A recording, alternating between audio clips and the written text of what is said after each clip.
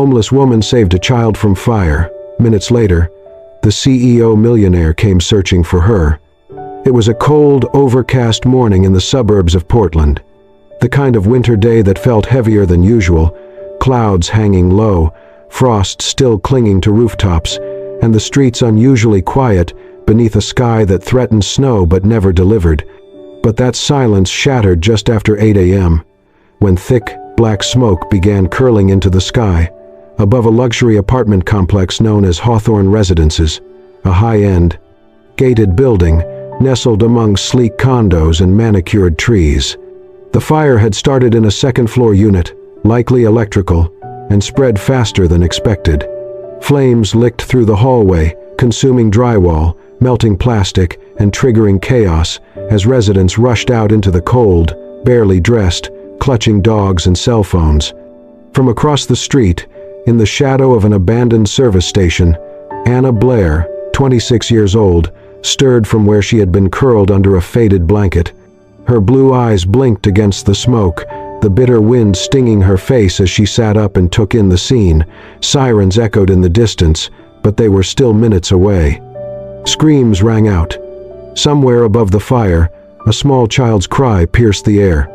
People stood on the sidewalk, shouting, filming, panicking, but no one moved toward the flames. Anna stood. She pulled her oversized coat tighter around her thin frame and sprinted toward the building. Security guards yelled for her to stop. A maintenance worker tried to grab her arm. She shook them off without a word. From the open glass doors, she could see the stairwell filling with smoke, and from the first-floor hallway came the sound again, closer this time. A child, crying, alone. Without hesitation, Anna charged into the heat. She dropped low, covering her nose with her sleeve as smoke stung her eyes. The lights overhead flickered, alarms blared, the air was thick and suffocating. "Hello," she shouted, coughing. "Where are you, baby?" A muffled sob answered. Anna turned a corner, and there he was. A little boy, no older than 3, standing barefoot in cartoon pajamas, clutching a small stuffed elephant, his cheeks streaked with soot and tears. She ran to him, kneeling down. "It's okay," she whispered hoarsely. "I've got you. I'm here." The boy didn't speak. He just reached for her, and she scooped him up, wrapping her coat around his small frame. The hallway behind them crackled. Heat pressed against her back like a living thing. Anna ducked her head and bolted, holding the boy tightly as she retraced her path through the smoke. Every step burned. Her lungs screamed. Then, cold air, light, voices. She stumbled out the door just as the first fire truck roared into the drive. Gasps rose from the crowd as she emerged, covered in ash, hair wild, eyes watering. Paramedics rushed forward. She handed the boy to a firefighter, her arms trembling. "He's okay," she rasped. He was alone. The boy cried out once as she released him, but she was already backing away. Medics reached for her, asking for her name, but Anna shook her head. "I'm fine," she murmured, turning toward the street. No one followed, no one stopped her. She disappeared back into the gray morning, fading like smoke. Not 5 minutes later, a black SUV screeched to a halt at the curb. The door flew open, and Ethan Grayson, 34, sprinted out. He barely heard the voices calling after him. His only focus was the child now sitting in a paramedic's lap, wrapped in a silver blanket. Leo. The boy turned. "Daddy!" Ethan scooped him into his arms, holding him so tightly it looked as if he'd never let go. "What happened? Who got him out?" A paramedic replied, "A woman. No one knows her name. Blonde. Early 20s maybe. She just ran in and brought him out, then vanished." Ethan looked around, scanning the faces nearby, but she was gone. "She saved him?" he asked, voice tight. "She did," the medic said. No hesitation.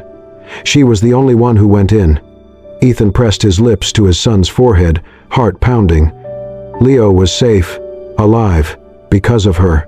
He turned back to the building, smoke still rising into the sky, and said quietly, more to himself than anyone else, "I'm going to find her." Ethan barely slept that night. The image of Leo clinging to a stranger, his tiny arms wrapped around someone he had never met before, haunted him more than the flames ever could. He had asked everyone he could at the scene, firefighters, medics, witnesses, but no one knew who she was. Just a woman, just someone who disappeared. By morning, Ethan had already pulled footage from the nearest street cameras and the gas station next door. Hours of grainy clips. He watched them all, frame by frame, until he saw her. Blonde hair, a long tattered coat, thin arms holding Leo against her chest as she stumbled into the smoke-filled street.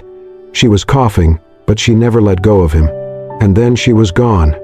Another angle showed her slipping around the corner, disappearing toward the old lot behind the gas station. By noon, Ethan stood outside the chain-link fence of a makeshift tent camp, hidden behind a convenience store and a forgotten alleyway. His expensive coat looked out of place among the scraps of tarp and cardboard that shielded people from the cold. Leo clung to his hand, his other hand clutching a small stuffed dog. A man near the entrance eyed Ethan warily. "You lost her something?"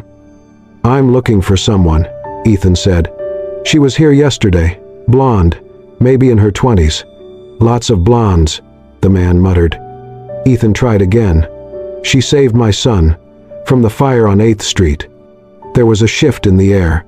A few people nearby looked at him now, uncertain. One woman pointed further down the lot. "She keeps to herself, doesn't bother nobody. Tent by the old tire stack." Ethan nodded and stepped forward. He was mid-sentence, about to thank her, when he felt Leo's grip slip from his hand. "It's her!" Leo's voice rang out, loud and sure. Ethan turned. The boy had taken off, running on his little legs straight toward a figure crouched near a pile of firewood. "It's you!" Leo shouted. "You're my angel! You made the fire go away! You made me not scared anymore!" The woman turned just in time to catch him. Anna. She looked stunned as Leo wrapped his arms around her neck, holding her tightly. Her hands hovered in the air, unsure, then slowly came down to rest on his back. She closed her eyes, her breath catching in her throat.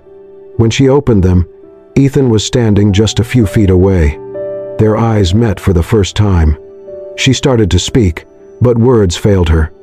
Ethan stepped closer, kneeling beside his son. He reached out, gently placing a hand on Leo's shoulder. "Is this her, buddy?" Leo nodded fiercely.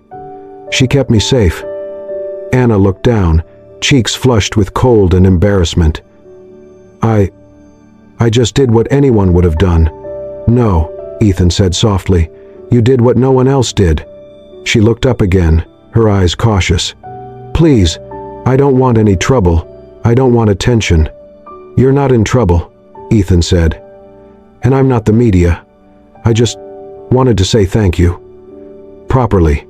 She shook her head gently. "No need, really." There was a silence, only broken by the wind rustling the thin plastic walls of the tents nearby. Anna slowly released Leo, who stood beside her like he belonged there. "I should go," she said, already turning back toward her tent. Ethan didn't stop her. He watched her disappear behind the folds of blue tarp. That evening, just before the sun dipped below the horizon, Anna found something resting just outside her tent. A small box. Inside, a pair of brand new winter boots, thick socks, a simple first aid kit, and tucked beneath them, a small folded note written in careful handwriting. "I do not know your name, but I know you are good. If you ever need anything at all, please let me know. For example." Anna stared at the note for a long time, her fingers trembling. She did not smile, but for the first time in a very long while, she felt something. It started with warm coffee and paper cups. Ethan had begun visiting the camp every few days, not to intrude, but just to talk. He would bring something small each time, hot drinks, fruit, sometimes books. He never forced conversation. He just sat, sometimes across from Anna on a broken crate, sometimes beside her on the curb, and let silence pass without pressure. She liked that about him. It was on the 5th visit, as the sun dipped low behind the rooftops, that she finally spoke of the things she had buried the deepest. They sat near the fire pit, the residents of the camp used to keep warm. Smoke drifted up in lazy spirals. Anna stared into the flames, her fingers curled tightly around her cup. You ever wonder how people end up